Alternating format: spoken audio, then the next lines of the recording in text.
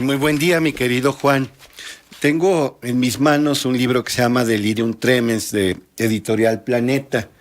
Aquí consigna el dato de que la primera edición es de 1992, es de la autoría de mi admirado escritor Ignacio Solares. Este libro yo lo leí a principios de los 80. ¿Cómo? Si es la primera edición de 1992, es Editorial Planeta. Lo leí en una edición de autor, hubo la publicación de algunos millares de ejemplares que se distribuyeron en México, claro, sin el apoyo importante de una editorial como Planeta, y me gustó mucho leerlo. Cuando apareció en la edición de Planeta, pues más cuidada, más trabajada, obviamente fue más grata la experiencia, pero el contenido siempre ha sido magnífico. Un escritor de renombre, Ignacio Solares, autor de libros memorables como Madero el Otro, Cartas a una joven psicóloga, también dramaturgo, en fin, Ignacio Solares, que fue el segundo de a bordo de Juan Ramón de la Fuente, cuando Juan Ramón de la Fuente era rector de la UNAM, tenían tertulias constantes. Juan Ramón, Ignacio Solares, Scherer, el director de Proceso, y Gabriel García Márquez se reunían a pasar la tarde ahí mismo en la rectoría, platicando de libros, de escritores, de la situación mundial, en fin. Este libro que yo recomiendo de corazón, que va a ser una experiencia que no solamente es grata, porque es la facilidad, la difícil facilidad de los maestros comunicarse de manera diáfana y amena, sino también va a ser edificante, te va a mover a una profunda reflexión, y si alguien tiene un problema, que es muy común en nuestra época, en el mundo actual, y siempre ha sido común, que es el alcoholismo, pues le va a dar luces para enfrentar ese problema y superarlo. Mira, Ignacio Solares platica que tras un fracaso matrimonial, él, hablando con intelectuales, con amigos escritores de prestigio, que también habían enfrentado el alcoholismo y que de alguna manera se habían recuperado, eran alcohólicos en recuperación, todos le sugerían que se incorporara a Alcohólicos Anónimos, de cuya efectividad él no duda ni tantito. Pero su inquietud intelectual le hizo asistir a Alcohólicos Anónimos más que como un enfermo alcohólico, que sí lo era, como un reportero en ese momento, 1976, de la del periódico Excelsior. Bueno, él colaboró en Excelsior. Esto fue posterior, fue cuando ya Scherer tenía la revista Proceso. Entonces, él colaboraba con Scherer desde que estaba en Excelsior. Y entonces hizo un trabajo periodístico. Así soy yo, dice Ignacio Solares. Necesito darle a la talacha, esforzarme en el cerebro, pero yo tengo también un hambre espiritual. Y empezó a conversar con enfermos alcohólicos, así como él. Empezó a trasladarle sus historias al papel, a escoger los mejores casos, y publica un libro que tiene 20 capítulos. Son 10 de esos capítulos, el 50% del libro, son casos de 10 alcohólicos, pero hay otros 10 capítulos. Es el caso de un alcohólico muy especial que platica, por ejemplo, que cuando peor se sentía y estaba a punto de volver a beber, lo cual implicaba ya la muerte para él, porque así de minado estaba su organismo, iba a un expendio a comprar su coñac, tomaba bebidas caras, y escucha en una tienda de discos una música que no sabía de quién era, pero que le pareció maravillosa. Preguntó por la música, le dijeron quién era el autor, adquirió el disco y se encerró en su casa, ya estaba solo. Su esposa estaba en el trámite del divorcio, sus hijos y su esposa se habían ido a vivir a otra parte y escuchó una y otra vez esa pieza musical. Y dice, esa pieza musical me dio recursos para no caer en la tentación de volver a tomar alcohol. Claro que también me dio la lucidez para entender que yo necesitaba ayuda. Y busqué la ayuda en Alcohólicos Anónimos. Pero esa pieza musical se volvió en el pan nuestro de cada día, para él sobre todo. Dice, la escuchaba tanto que el disco se deterioró y compré varios, ¿cómo se dice? Varios discos, porque yo sabía, acuérdate de aquellos tocadiscos de que la aguja entraba en fricción con el acetato, que mi disco se me iba a acabar. Y se echó varios discos. ¿Cuál es la pieza musical? El Requiem de Mozart.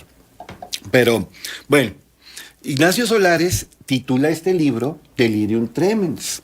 ¿Y qué es el Delirium Tremens? Pues la experiencia terrorífica que algunos alcohólicos que suspenden la ingesta de alcohol, al cual su cerebro se ha vuelto adicto, empiezan a tener alucinaciones invariablemente que les asustan, que les llenan de terror. Hay personas que en el delirium tremens se suicidan. Lo paradójico, mi querido Juan, es que el delirium tremens, a diferencia de alucinosis alcohólicas, no se presenta cuando estás tomando alcohol, sino cuando llevas varias horas, muchas horas o incluso días sin tomar el alcohol. El síndrome de la abstinencia. El cerebro está habituado a ese veneno, a ese tóxico, y empieza a alucinar. Entonces, algunos, insisto, llegan al grado de quitarse la vida. Los que fueron formados en la religiosidad de países propios como México, pues ven demonios y apariciones sobrenaturales. En fin, siempre las experiencias son negativas. Muy negativas, terroríficas. En el libro viene una carta que Bill W., cofundador de Alcohólicos Anónimos, mandó en 1961 a Carl Gustav Jung, un psicoanalista, el único quizá comparable en importancia, en influencia, en relevancia con Freud.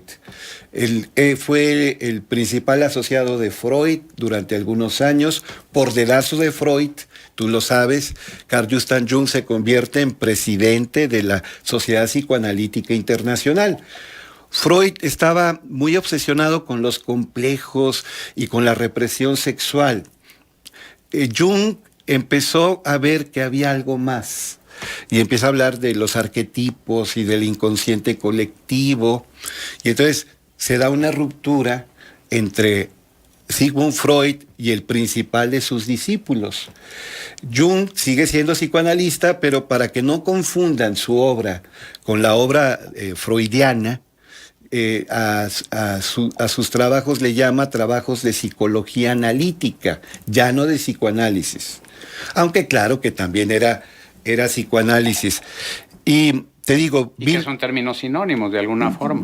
Sí, pero sí permite diferenciar entre lo propiamente freudiano y los seguidores inmediatos y lo estrictamente junguiano.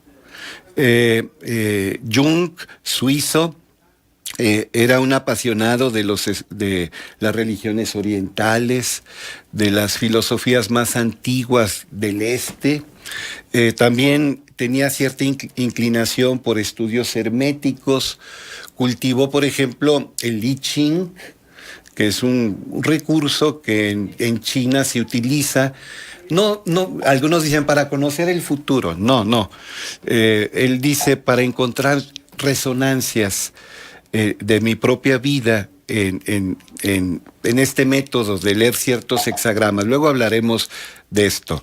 Borges también, por ejemplo, le interesa el I Ching. Ya después hablaremos del I Ching.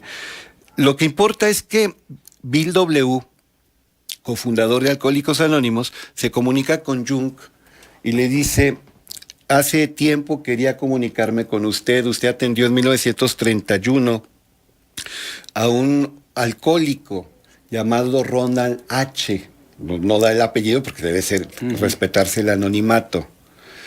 Y aunque usted le benefició durante un año con su terapia, él volvió a caer en la bebida.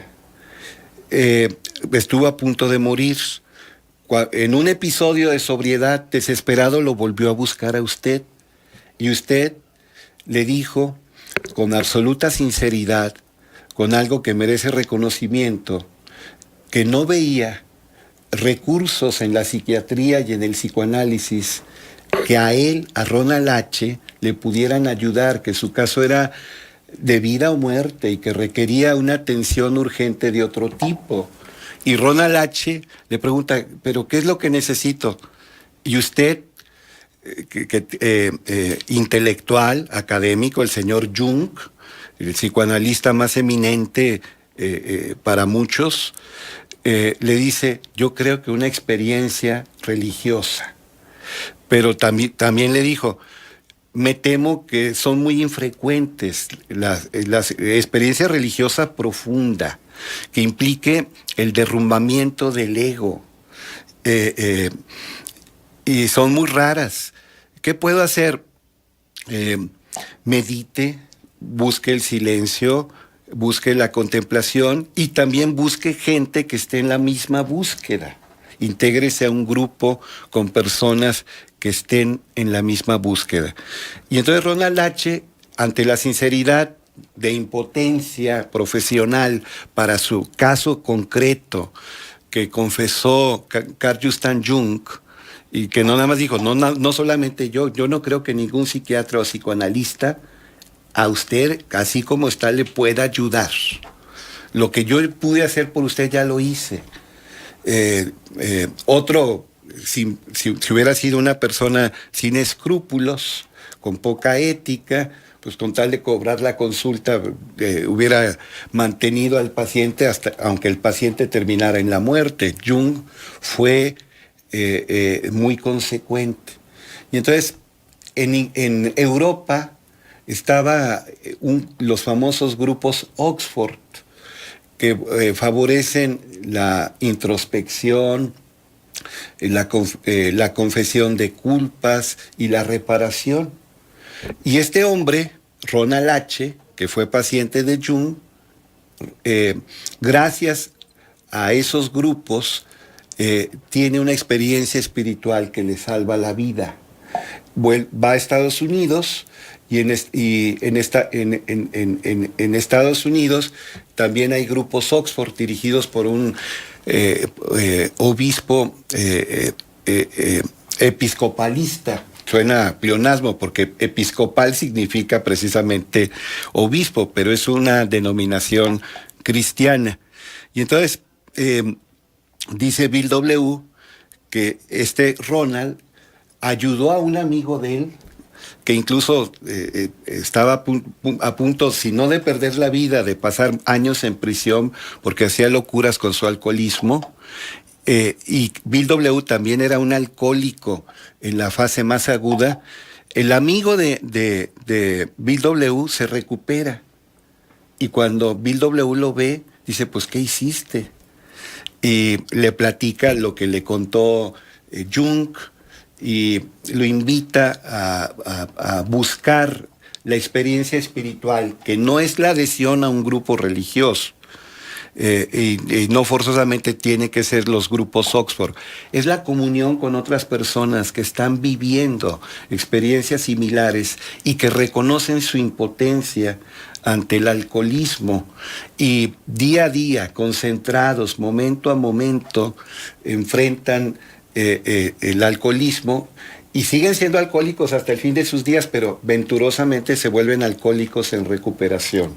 No toman una gota de alcohol, no vuelven a intoxicarse y enriquecen cada una de sus jornadas, asumen cada jornada como una bendición. Y entonces Bill W. termina la carta a Jung diciéndole: le doy tanto las gracias por reconocer que el ser humano es algo más que intelecto, emoción y $2 de productos químicos. Usted ve la dimensión espiritual del ser humano. Y Jung le contesta diciendo: casualmente se le llama bebidas espirituosas a las bebidas alcohólicas. Eso es paradójico. El espíritu, que es lo que permite vivir bien, también sirve para designar un veneno que no para todas las personas. Quien toma con moderación y es austero, sobrio en su manera de consumo, pues no hay problema. Pero para muchas personas es el tóxico que destruye su existencia. Entonces es un libro maravilloso. Le digo, vienen 11 casos de alcohólicos que experimentaron el delirium tremens. No hay uno que no sea interesante, no hay uno que no le guste leer o escuchar a las personas si alguien más les lee el libro. Yo lo he leído en voz alta varias veces en universidades, algunos capítulos, y siempre ha sido una magnífica recepción.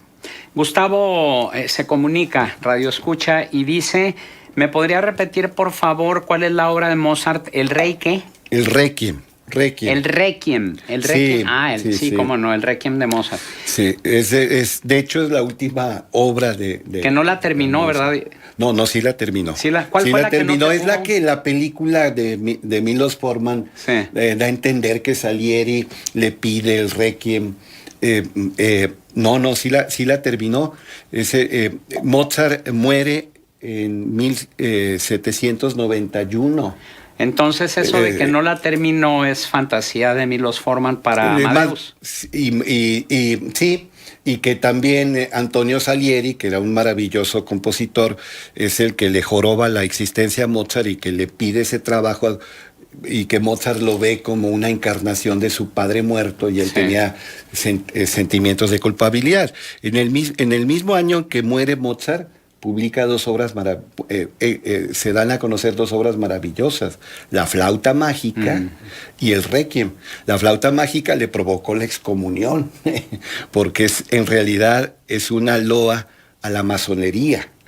Sin embargo, Mozart ya, digamos, fue perdonado por las autoridades eclesiásticas precisamente ante el Papa, con la Orquesta Filarmónica de Berlín, dirigida por Herbert von Karajan.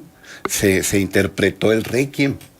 Entonces, digamos, simbólicamente es el perdón a Mozart por haber compuesto aquella pieza maravillosa de la flauta mágica.